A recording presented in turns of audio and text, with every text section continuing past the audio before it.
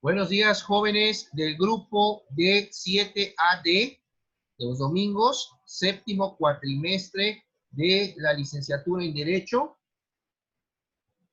La clase de hoy es la primera y la fecha 15 de noviembre de 2020, hoy domingo.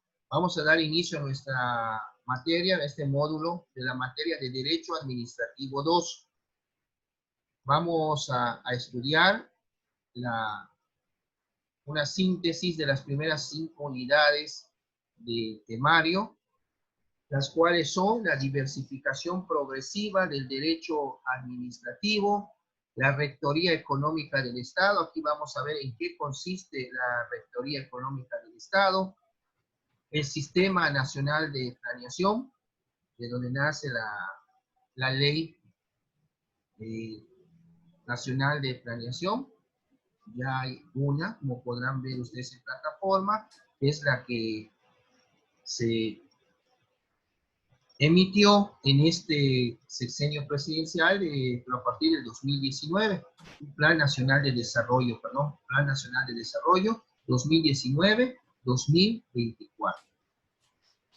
Vamos a ver también qué es el patrimonio del Estado y qué bienes lo conforman, y la administración y disposición de los bienes del Estado, cómo se administran y cómo se pueden disponer de dichos bienes que conforman el patrimonio del Estado.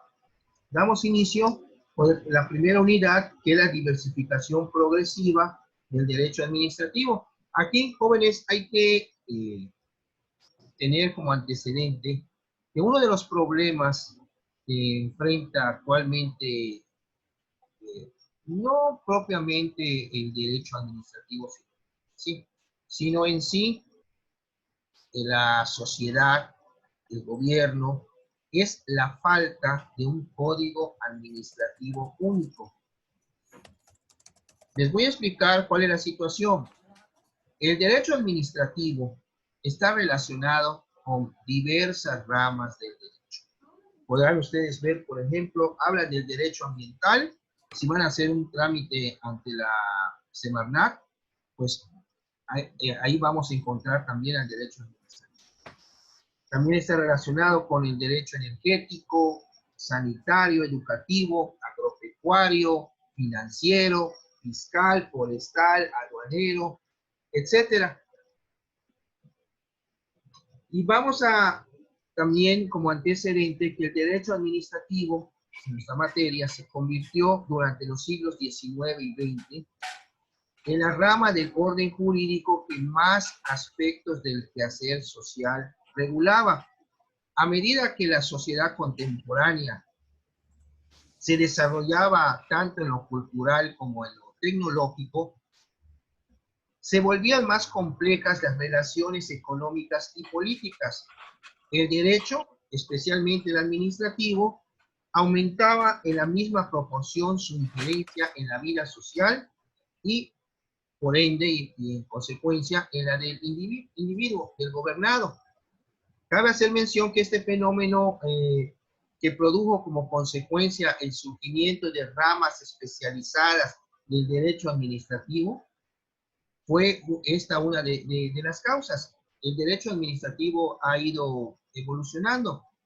En plataforma tienen ustedes un video sugerido, independientemente de los videos de la clase, que encontré muy bueno, de por qué existe el derecho administrativo. Es un resumen que encuentro entre lo que es derecho administrativo 1 y 2, pero sería muy bueno que lo vieran, está muy claro, y es un video sugerido, pero está en plataforma para ustedes. Bueno, les decía, el problema que hay es de que se han hecho y se han legislado, por así decirlo, una cantidad enorme de normas administrativas, pero todas dispersas.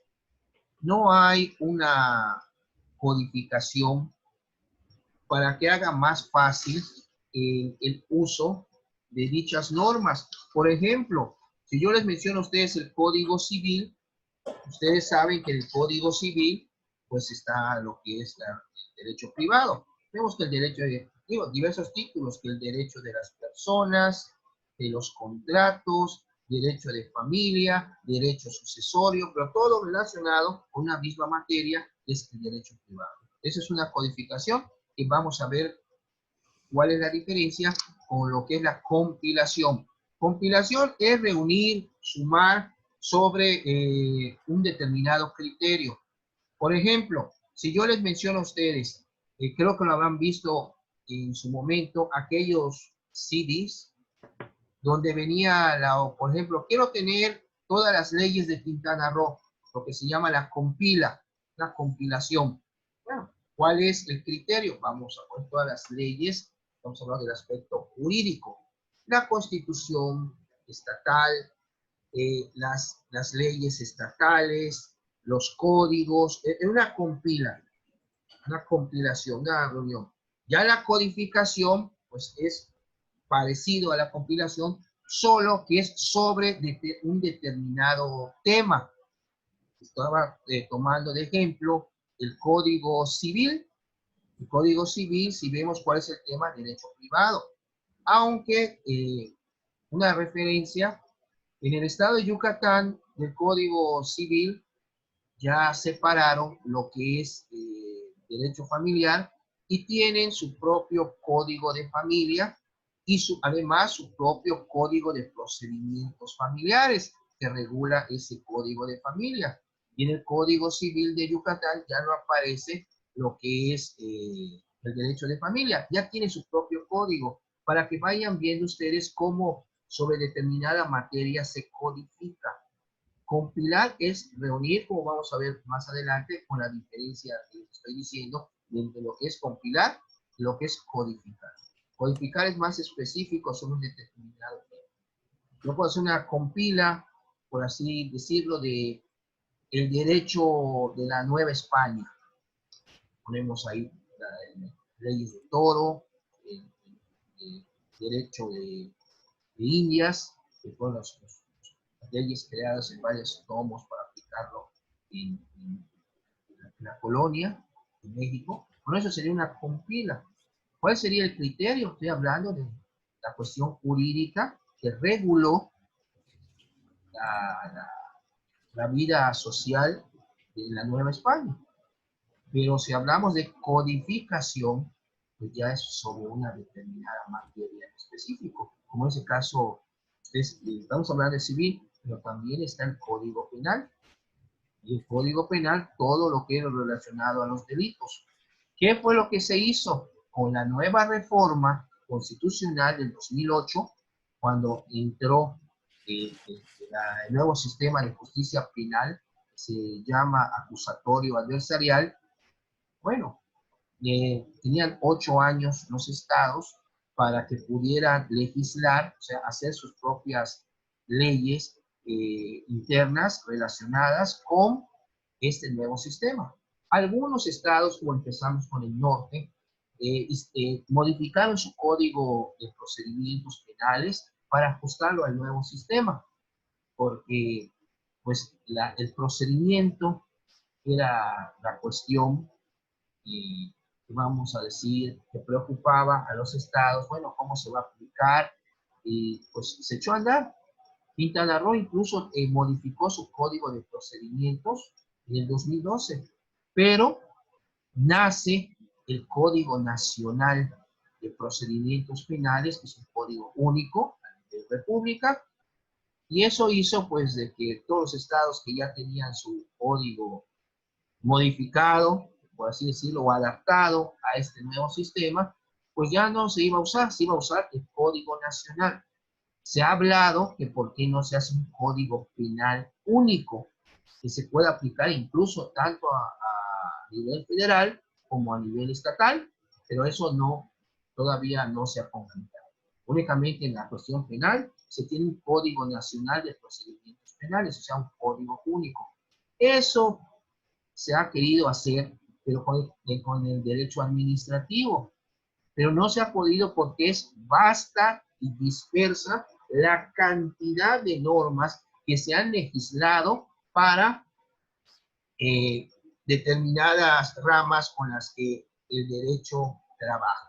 Derecho administrativo. Como les decía, si ustedes van a hacer un trámite ante ya sea a nivel municipal, estatal o federal, por una cuestión ecológica, bueno, ahí el derecho administrativo, pues, tiene una relación, tienen ustedes que seguir un procedimiento, y no puede haber un criterio unificado sobre el procedimiento, porque ustedes se dan cuenta que los requisitos y los trámites varían según sea el caso, según sea la dependencia y también según sea el asunto que se vaya a tratar.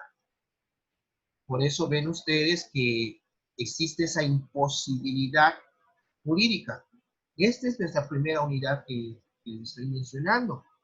La falta de un código administrativo ha contribuido de manera decisiva para que la diversificación acelerada del derecho administrativo provoque la complicación y el crecimiento desmesurado de los ordenamientos jurídicos de esta materia.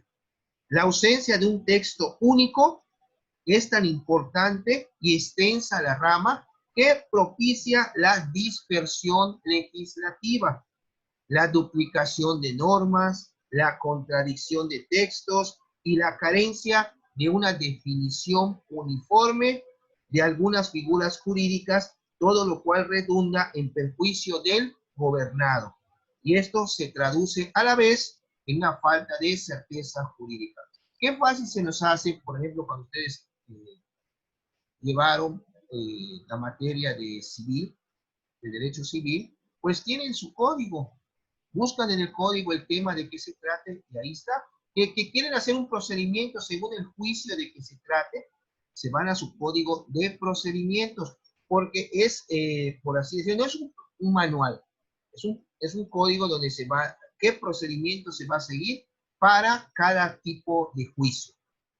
Y ahí está clarito y habla sobre diversos temas, pero más que nada sobre la cuestión procedimental, la presentación de la demanda, qué debe llevar una demanda, si se puede reconvenir, o sea, contrademandar, las pruebas, qué pruebas se reconocen por la ley, cómo se ofrecen las pruebas, etcétera, etcétera. Incluso, lo novedoso de hace algunos años, puede que cuando entran los juicios orales, también hay juicios orales civiles, establecidos en el 892 del Código de Procedimientos Civiles, qué asuntos se llevan por la vía oral y cuál es su procedimiento. Tenemos el sistema tradicional, el sistema antiguo y el sistema oral civil también. Y también te dice qué asuntos se van a llevar de manera oral y cuál es el procedimiento de estos. Como podrán ver, eso da certeza jurídica porque tanto el juez como las partes, pues apoyándose en un documento jurídico como es en este caso los códigos, tanto el civil como el de procedimientos civiles, pues eso ayuda mucho para que los asuntos puedan tener un trámite apegado a derecho y llegar a una sentencia, pues donde lógicamente a una de las partes solo se le va a dar la razón.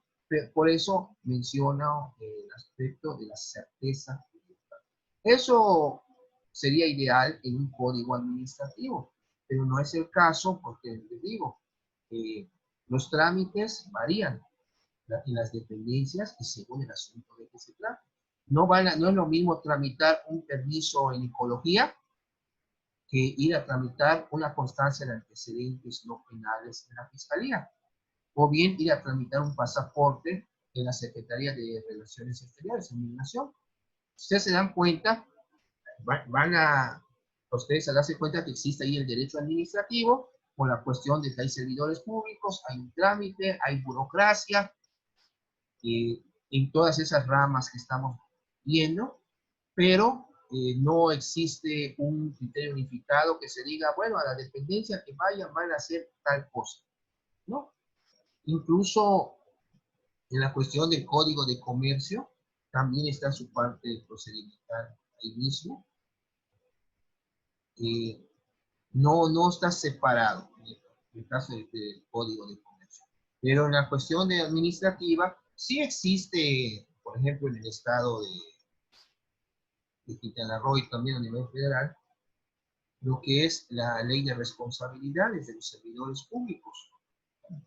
Depende de dónde trabajes. Si es a nivel federal, pues si es un empleado federal, pues se te va a aplicar la ley federal. Y si eres estatal o municipal, pues la ley estatal, la ley de responsabilidades de los servidores públicos del estado de Quintana Roo. Pero como pueden ver, son leyes, hay reglamentos, hay mucha norma dispersa. Pero lo ideal sería que estuviera en un código único, pero volvemos a lo mismo, por la cuestión de que la relación que tiene con las diversas ramas del derecho administrativo, pues va variando de asunto en asunto. Esto es lo que hace difícil lo que es su codificación. Vamos a ver la figura. Creo que ustedes habrán oído hablar de lo que es el diario oficial de la Federación. Es un medio periodístico gubernamental donde la Federación va a publicar ya sea los actos que necesiten ser publicados para que surtan sus efectos como un requisito previo a estos. El diario oficial de la Federación es un medio de difusión legislativa. Fue fundado el 20 de agosto de 1867, cuando era presidente don Benito Juárez García. Es el diario oficial de la Federación, un medio legislativo de difusión, pero en los estados, en las entidades federativas, también tenemos un medio de difusión, pero solo que este se llama periódico oficial. A nivel federal es diario oficial, ya a nivel estatal, periódico oficial. En esas publicaciones gubernativas deben insertarse las leyes, los reglamentos y otros actos del poder público cuya inclusión se prevea en los ordenamientos jurídicos de conformidad con el Código Civil, la ley del diario oficial y las gacetas gubernamentales a fin de que sean aplicados y observados debidamente. Solamente que también hay otra figura que no deben de perder de vista cuando hablamos del diario oficial de la Federación o bien del periódico oficial, que se denomina fe de erratas, de errores, erratas. Cuando existe algún error en la publicación en el diario oficial, bueno, se debe de publicar esa nota aclaratoria que se denomina fe de erratas, donde se va a aclarar cómo debió haber quedado esa parte corrigiéndola. Esa es la fe de erratas. Viene siendo una nota aclaratoria del error que hubo en lo que se publicó. Bueno, para ir concluyendo lo que es esta unidad, la imposibilidad real de la codificación general, como se pretende, de un código administrativo único. Existe la situación, como yo les mencionaba, porque solo mediante la codificación se alcanzaría la evolución y perfeccionamiento de los conceptos fundamentales del derecho administrativo. Pues para garantizar la certeza jurídica al gobernado se requiere un texto sistemático y único. Finalmente, por cuestiones pedagógicas y científicas, es también recomendable la expedición de dicho código. Bueno, aquí es importante que el aspecto de la codificación se ha venido manejando desde la época de la Revolución Francesa. Incluso nace con la época de la Ilustración. Estamos hablando de la Revolución Francesa. El hombre del siglo XIX quiere constituciones, códigos escritos, porque siempre tuvo la idea de que de esta forma queda salvaguardado frente a las arbitrariedades de los siglos anteriores.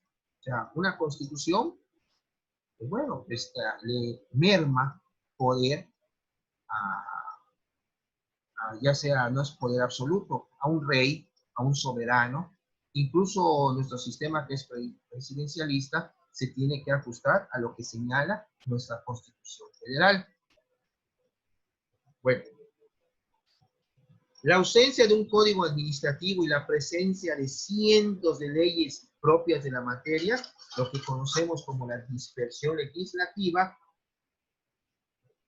puede beneficiar a un reducido grupo de expertos en legislación que posean los datos correspondientes y además cuenten con el tiempo y los medios para sistematizarlos. Esta idea continua se encuentra vigente, no obstante, el uso cada día más extendido de los sistemas computacionales. Bueno, la dificultad para compilar las normas del derecho. Vean ustedes cuál es la diferencia entre compilar y codificar. Compilar es reunir o coleccionar textos legales conforme a un determinado criterio de selección. De esta forma se va a distinguir entre compilación, es un agrupamiento de textos, y la codificación, es una reunión sistemática en un solo texto legal de las normas de una rama jurídica determinada. Bueno, la compilación de las normas jurídico-administrativas es solo un problema de tipo editorial o de organización interna de alguna oficina pública o particular que decida realizarla. Hay diversos criterios para poder, pues, acomodar o clasificar este tipo de normas que están dispersas. Ya ven que no existe un código. Pero ¿cuáles son esos criterios? Tenemos primero un criterio que se denomina por jerarquía normativa. Hay otro criterio también por materia o bien criterio temático, por tema. El tercer criterio por sector, ya sea también el número 4 por dependencia. Otro criterio es por materia dentro de las dependencias, que las aplica. Bien, también puede haber un criterio cronológico según se fueron emitiendo las normas en cuanto a la cuestión del tiempo, o bien, como se suele hacer en bastantes casos, por criterio alfabético. Estos son los criterios para clasificar las diversas normas que hay de derecho administrativo que están dispersas ante la ausencia de un código administrativo único. Las compilaciones pueden ser por dependencia que las aplica y por materia de entre las mismas. A pesar de las dificultades que representa el manejo de la legislación administrativa, el estudiante, el litigante, el jurista y el servidor público que requieran su consulta o aplicación acuden a las fuentes que hemos citado o a prontuarios que los llevan con mayor o menor actualización al texto jurídico que van a necesitar para el caso de que traten. Hay que buscar incluso algún antecedente, pero les repito, si ustedes se dan cuenta, podrían ver que sería mucho más fácil si existiera un código administrativo único. Vamos a pasar a la unidad 2, que es la Rectoría Económica del Estado. Ya habían visto ustedes en materias anteriores, incluso en Administrativo 1, qué es el Estado. Es una organización política constituida por un conjunto de instituciones burocráticas estables, a través de las cuales ejerce el monopolio del uso de la fuerza, que es precisamente la soberanía, aplicada a una población dentro de unos límites territoriales establecidos. Si se dan cuenta, aquí en esta definición que se les está dando, aparecen los diversos elementos que constituyen la figura o conforman la figura del Estado. Vemos territorio, soberanía, población, como pueden darse cuenta, y el uso de la fuerza. Aquí está manejando soberanía, pero también deriva de la soberanía el uso de la fuerza para hacer valer dicha figura estatal, que es la soberanía. Muchas sociedades humanas han sido gobernadas por estados durante milenios. Sin embargo, la mayoría de las personas en la prehistoria vivían en sociedades sin estado. El estado fue evolucionado. A partir de, acuérdense cuando vieron la teoría general del estado como materia, empezó como la tribu, clan, horda, y fue evolucionando hasta llegar a ser un estado propiamente dicho, sinónimo de la palabra nación.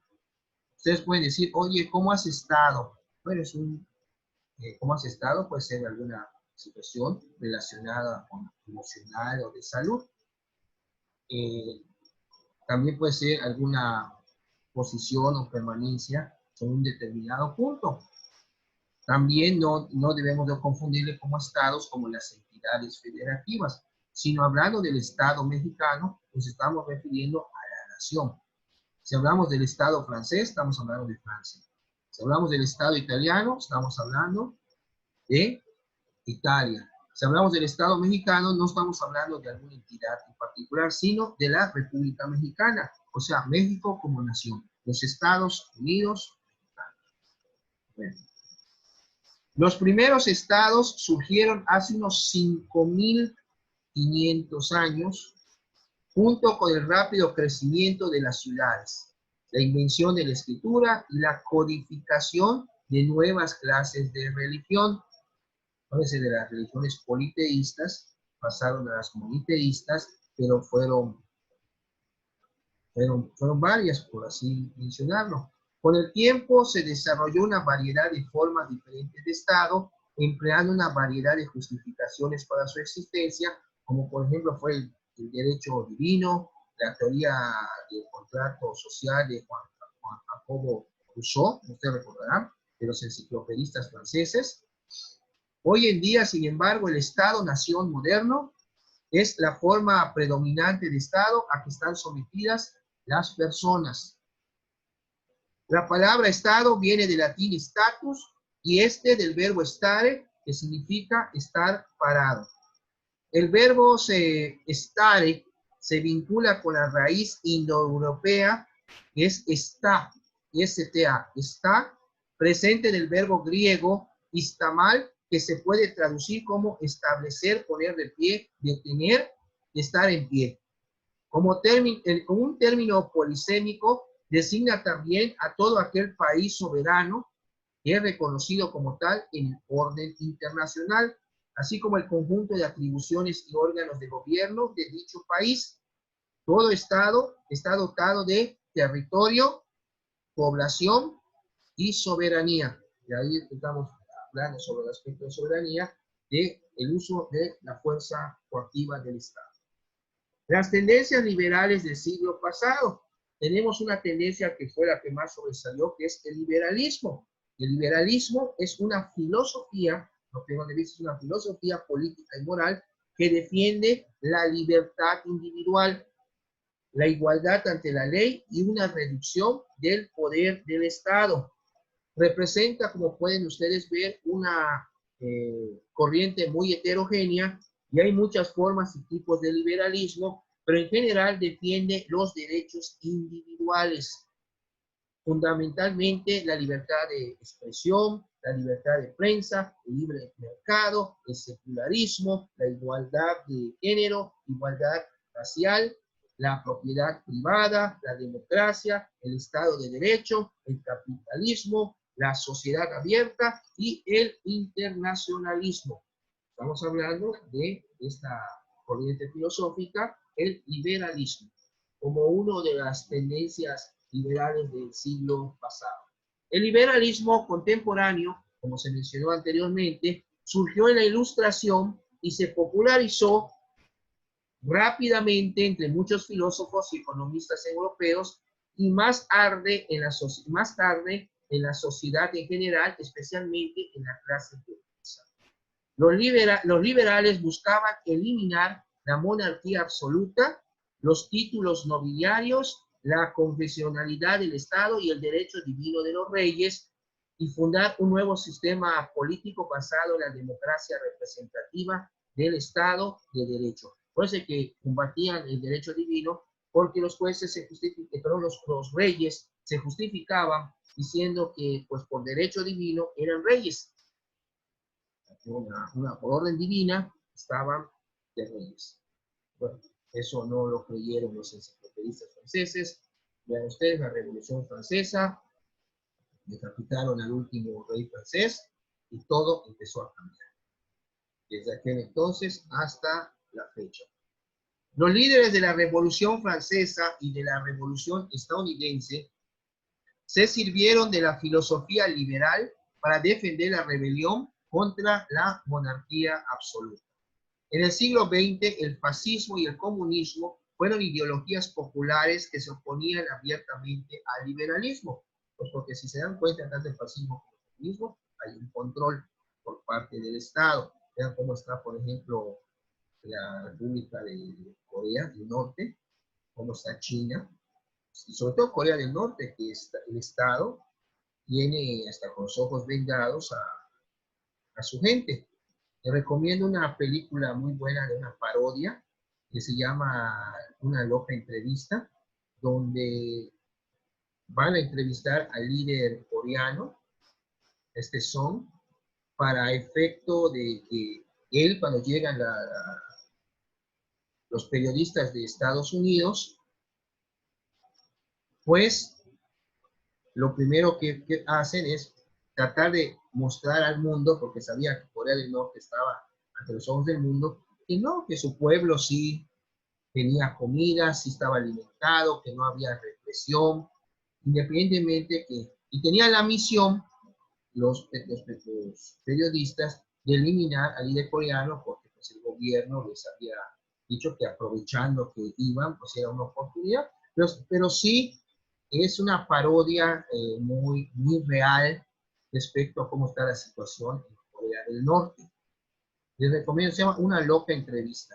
Incluso el líder de Corea del Norte dice que era fanático de esta Perry, la cantante, incluso se pone a cantar una canción que era muy, muy famosa de esta cantante de Estados Unidos, Katy Perry.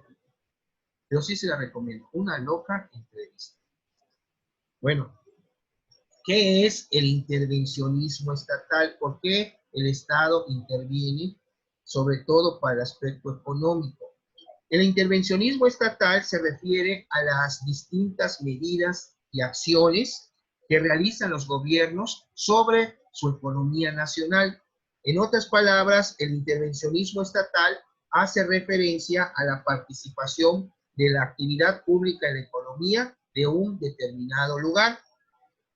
Es una acción de los gobiernos que tiene por objeto afectar la actividad económica. El término es lo suficientemente amplio para incluir tanto la regulación y el control de los mercados como la participación directa en la actividad económica. Dentro de los sistemas socioeconómicos casi siempre existe un grado de intervencionismo del Estado y los motivos arguidos, o sea, argumentan el Estado, para el mismo son varios. Por ejemplo, corregir los estados de posibles fallos de mercado y de desigualdades, que el Estado no quiere que sean controlados por un mecanismo de Estado. Recuerden, fíjense, eso es algo parecido a cuando Porfirio Díaz se estaba religiendo y religiendo. Es bueno, porque él pensaba que la sociedad, la población, no estaba preparada para gobernarse por sí mismo, que es la democracia. Acuérdense de Demos, Kratos, Demos es la población y Kratos poder. De ahí emana el poder de la democracia. Lo que no estaba, entonces él como asumiendo un papel paternalista, pero cínicamente, porque debía convocar elecciones, no están preparados y él seguía con elecciones simuladas para seguir siendo el presidente hasta que pasó lo de Madero, el movimiento maderista en 1910, y en 1911 se tuvo que ir a Francia, en el Parque Ipiranga, Porfirio Díaz y su familia. Se iban exiliados, pero así tuvo que ser. Y ya vieron que pues, Madero cometió el grave error de que cuando llega a ser presidente, convocó, era muy legalista, llega a ser presidente, pues el aparato era porfirista y el mismo aparato porfirista se comió. Fue en 1911 y lo matan en la decena trágica en 1913, febrero de 1913. Estuvo como año y medio de presidente aproximadamente. Pero aquí el Estado quiere justificar, por eso lo que estamos viendo del intervencionismo estatal, como estamos hablando del fascismo, puede ser Italia de Benito Mussolini, o el comunismo, como hemos estado tocando el tema de Corea del Norte, o la República Popular de China. Pues bueno, el Estado quiere ser, bueno, es el que tiene control de todo. Vean hasta incluso cómo salió a relucir el origen del virus del COVID-19. La persona que lo hizo saber de ahí, que lo mataron, que lo eliminaron, otra llegó a Estados Unidos, pero bueno, el Estado. Ya nos queda menos de un minuto de esta clase que se está poniendo interesante con la aportación. Vamos en el próximo video a tocar el tema de la conducción económica del Estado, cómo lleva el Estado esa conducción económica. Estamos viendo la rectoría económica del Estado. Nada más esperemos que al cortarse, de siempre, esperamos nada más que se convierta a video, 10 minutos, y regresamos a clase y continuamos con los videos para que los tengan a su disposición en plataforma. Ya está su cuestionario de esta semana en plataforma, jóvenes. Tiene una semana para contestar. Muchas gracias. Continuamos.